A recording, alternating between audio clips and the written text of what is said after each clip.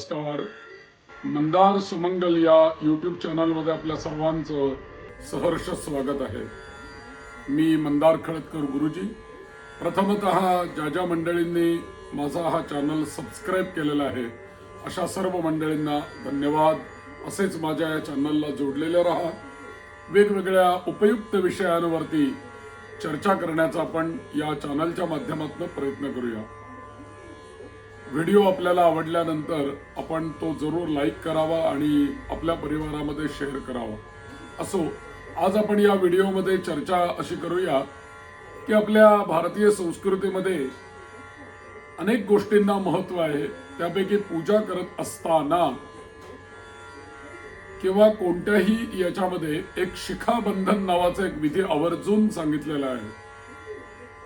भारतीय संस्कृतीमध्ये किंवा सनातन धर्मामध्ये आपल्याला शेंडीला फार मोठं महत्त्व आहे आणि शेंडी ठेवण्याचा चूडाकर्म नावाचा एक संस्कार वयाच्या 3ऱ्या वर्षी 4थ्या वर्षीच करायला आपल्याकडे सांगितलेला आहे.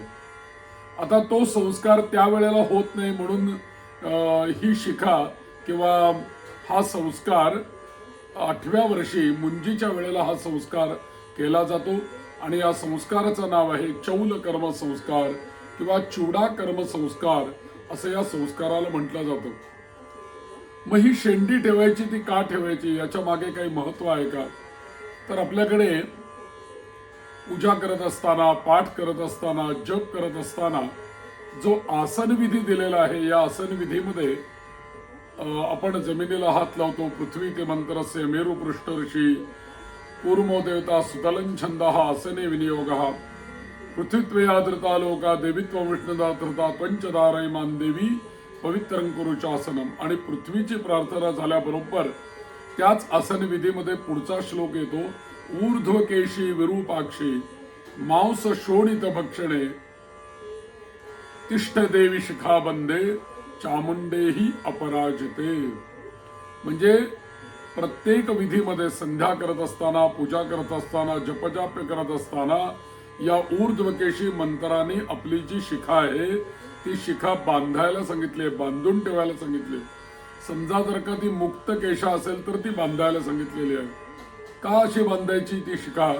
तर याचं कारण असं आहे की त्या शिखेवरती या श्लोकामध्ये चालय बघा, ऊर्ध्वकेशी विरूपाक्षी मांस शोणित भक्षणे तिष्ठ देवी शिखाबंदे चामुंडे ही अपराजिते. म्हणजे या शिखेवरती अशी एक देवी विराजमान होते की जिचं नाव आहे अपराजिता, की जिला कुठेही पराजय माहीत नाही किंवा ती जर का असेल तर तिचा कधीही पराजय होऊच शकत नाही, अशी देवी आमच्या शिखेवरती वास करते.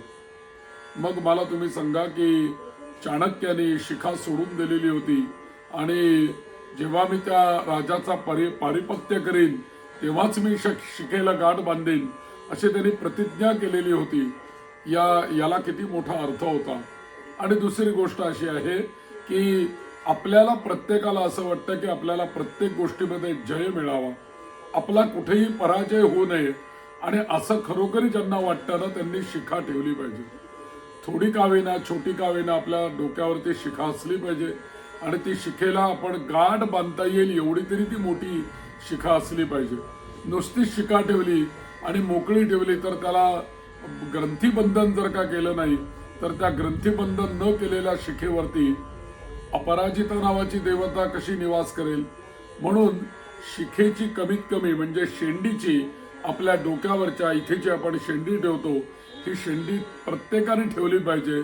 आणि प्रत्येक कर्म करत असताना मग जप करा, हवन करा, त्याच्यानंतर पूजा करा, या वेळेला त्या शेंडीची गाठ मारली पाहिजे किंवा मारावी असं आहे. बाहेर पडताना सुद्धा ती शेंडीला गाठ मारलेली असली पाहिजे. तर अशी ही शिखा जी आहे ती शेंडी आपण त्याला म्हणूया. ही आजकाल जर का आपण बघितलं तर खरोखरी याची विस्मृतीच झालेली आहे. आपल्याला या विस्मृतीच्या वाळवंटामध्ये कुठेतरी ती शेंडी हरवून गेलेली आहे. आणि खरं तर ही आपल्या धर्माची अत्यंत तेजस्वी, तेजोमयी अशी ओळख आहे की हिंदू म्हटलं की त्याच्या डोक्यावरती शिखाई असणारच. केवळ ब्राह्मणांनी शिखा ठेवायची वगैरे असं नाहीये. जो कोणी हिंदू आहे त्या प्रत्येकाने शिखा ठेवायची. आज तुम्ही आपल्या पुण्यामध्ये सुद्धा आपण बघतो की हे बिहारी लोक किंवा युपी मधले लोक हे जे काही व्यवसायाच्या निमित्ताने पुण्यामध्ये आलेले आहेत त्यातल्या कितीतरी लोकांच्या डोक्यावरती शिखा आहे आणि त्या आनंदाने ती मिरवत असतात. आणि शिखा आणि तिलक हे आपल्या धर्माचं वैशिष्ट्य आहे. म्हणून डोक्यावरती शिखा पाहिजे आणि कपाळाला तिलक पाहिजे, हेच तर आपल्या धर्माचं वैशिष्ट्य आहे. म्हणून ही शिखा जी आहे, शेंडी जी आहे, ती कुठंतरी आजकाल हरवून गेलेली आहे. आजचं हे जे काही सगळं युग आहे याला आपण सगळी लोक म्हणतात स्टायलिश युग आहे. आणि या स्टायलिश दिसण्याच्या नादामध्ये आणि केवळ पाश्चात्यांचं अनुकरण करण्याच्या नादामध्ये आज आपण या परंपरेचा जो मुकुटमणी असलेली किंवा नव्हे नव्हे तर आपल्या शरीरावरती असलेल्या देहरूपी मंदिरावरती असलेली ध्वजा म्हणजे शिखा, त्या शेंडीचाच आपण त्याग केलेला आहे आणि मुकुट असलेली शिखा शेंडी आपण बाजूला ठेवून दिलेली आहे. आता ही शेंडी म्हणजे केवळ केसांचा गोळा नाहीये, तर ती एक आत्मशक्तीचा एक उगम आहे, सात्विकतेचे एक प्रतीक आहे आणि बुद्धी प्रामाण्याच्या दृष्टीने जर का बघितलं ना तर ते एक तेजोमय चिन्ह आहे, तेजोमय एक प्रतीक पण आहे. आमचे काही जी मंडळी आहेत जुनी होऊन गेलेली त्याच्यामध्ये एक संघाचे मोठे एक अधिकारी होते आणि शाखेचं शिबिर होतं. त्यावेळेला त्या शिबिराची पाहणी करण्याकरता त्यांना प्रमुख पाहुणे म्हणून तिथे बोलवलेलं होतं. तर त्यांच्या डोक्यावरती शिखा होती आणि म्हातारपण आलं किंवा वृद्धत्व आलं की केस असे उभे राहतात, ते असे खाली बसत नाहीत. तर त्यांनी टोपी काढलेली होती आणि त्यांची शिखा अशी अँटेना सारखी म्हणजे अशी उभी राहिलेली होती. तर ती शिखा बघितल्यानंतर ती स्वयंसेवक जी काही मुलं उभी होती त्यांनी त्यांच्या शिखेकडे बघितलं आणि एकाने कोणीतरी हळूच बोलला की यांची अँटेनाचा प्रमुख पाहुण्यांची चांगलीच मोठी दिसते म्हणून. आणि असं बोलल्यानंतर त्यांनी पण ते वाक्य ऐकलं आणि त्या प्रमुखांनी लगेच मागे वळून सांगितलं की अरे हो, हे जे तुला उभी राहिलेले केस दिसत आहेत ना, ही शेंडी दिसते ना, ही खरोखरी माझी अँटेना आहे. कोण कुठे बसलंय, कोण काय विचार करतंय, कोण काय बोलतंय हे मला बरोबर या अँटेनेमुळे कळतं. नारद मुनींची नाही का म्हणे त्रिकाल स्वर्गामध्ये, पाताळामध्ये, मृत्यूलोकामध्ये सगळीकडे फिरणाऱ्या नारद मुनींची शिखा नाही का मोठी, त्यांना कसं त्रिकालाचं ज्ञान होतं, त्यांची पण अँटेनाच त्यांना ज्ञान देते ना. तर शिखा ही हा विनोद म्हणून झाला त्यावेळेला, परंतु खरोखरी एक तेजोमय आणि आत्मशक्तीचा उगम आणि सात्विकतेचं प्रतीक अशी ही शिखा आहे. आणि खरं बघायला गेलं तर आपली ही शेंडी जी आहे, ही शेंडी पूर्वजांचं ऋण फेडण्याचं एक मोठं साधन आहे. प्राचीन काळी शिखा कापणं म्हणजे धार्मिक सामाजिक मृत्यू समजला जायचा.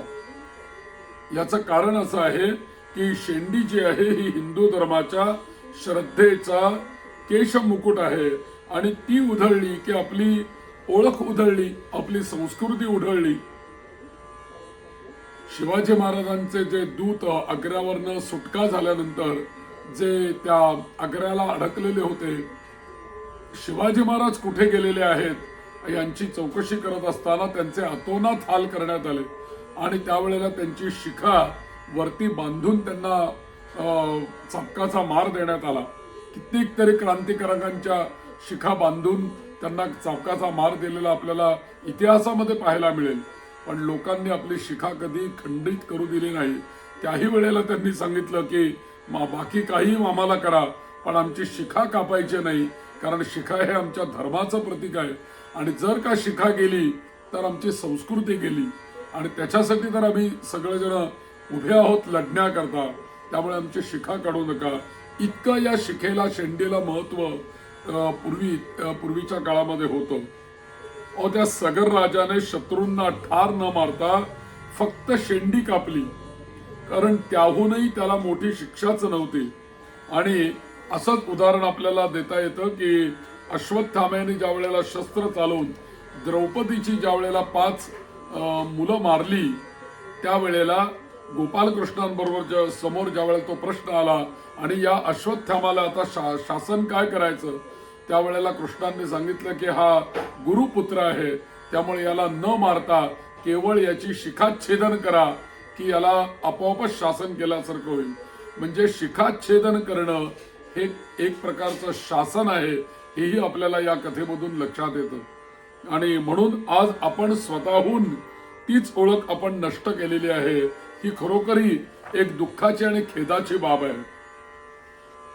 म्हणून शेंडी ही प्रत्येकाने ठेवली पाहिजे. अहो, ही शेंडी जी आहे ना, ही शेंडी मेंदूची रक्षक आहे आणि आत्म्याचा दूत आहे असं म्हटलेलं आहे. आपल्या डोक्यावरून जेथून केसांचा भोरा तयार होतो ते मर्मस्थान आहे आणि त्या ठिकाणी जर का मार लागला तर वैद्य असं सांगतात, डॉक्टर असं सांगतात की तात्काळ मृत्यू होतो असं सगळेजण म्हणतात. आणि म्हणून त्या जागेचं रक्षण करणारं कवच कायमचं आपल्या शरीरावर जर का कुठलं असेल तर ती म्हणजे ही शिखा आहे, ती म्हणजे ही शेंडी आहे. कारण इथे आपला लहान मेंदू आहे, मोठा मेंदू आहे, सगळी शरीराची मुख्य यंत्रणा ही याच भागामध्ये आहे. म्हणून स्त्रिया सुद्धा अंबाडा बांधतात किंवा वेणी घालतात, ती त्याच भागामध्ये घालतात आणि अंबाडा बांधून त्याच भागाचं रक्षण करत असतात. तशीच आपण शिखेला गाठ बांधली की बरोबर त्या भागाचं आपल्या रक्षण होतं. आणि इतकंच नव्हे तर काही लोक असं म्हणतात की शिखा जर का असेल तर आपल्या शिराला म्हणजे मस्तकाला, मेंदूला एक प्रकारचा थंडावा मिळतो. आणि मुंडन जर का केलं, सगळी केस काढली आणि शेंडी ठेवली तर एक प्रकारचं शांतता मिळते, थंडावा मिळतो.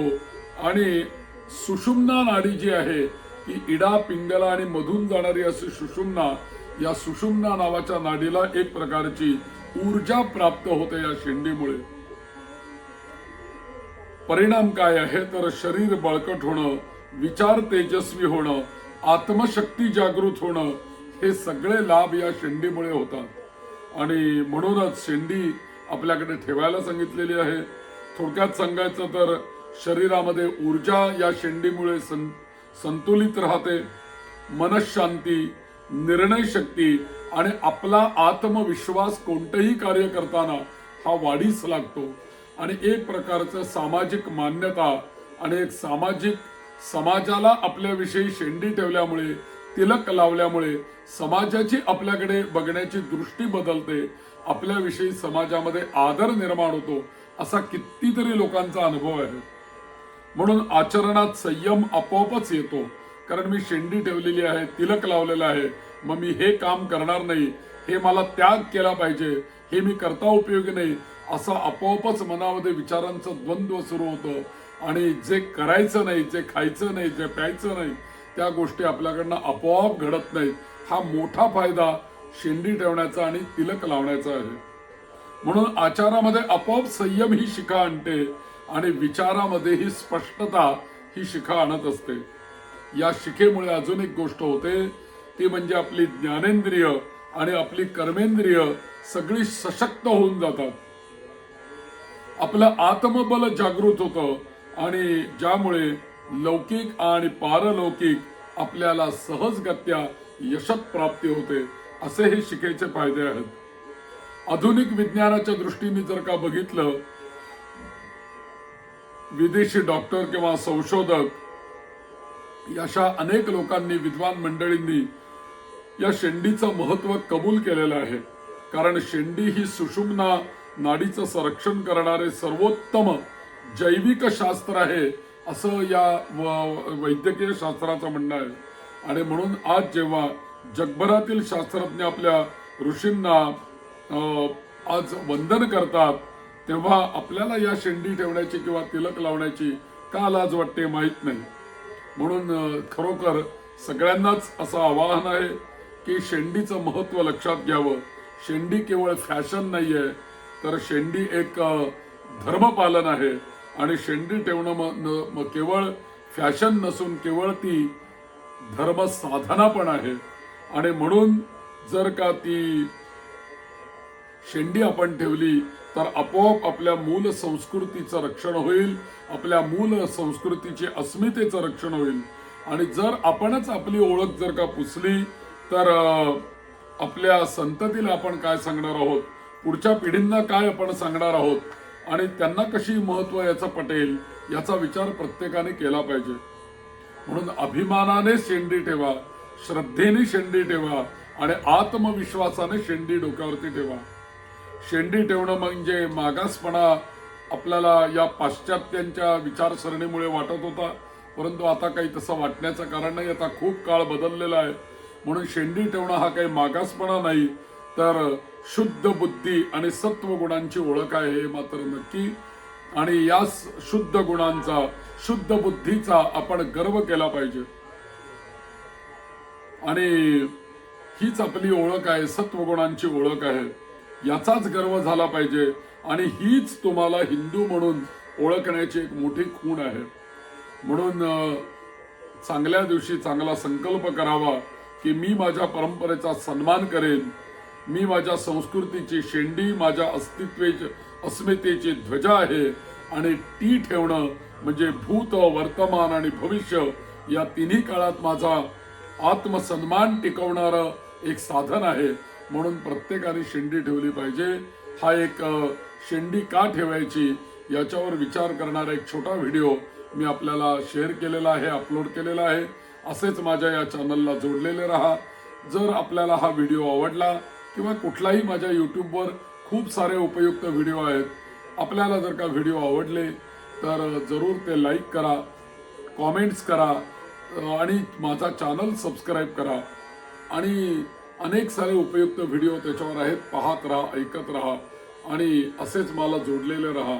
मंगलमूर्ती मोरया, अपराजिता माता की जय.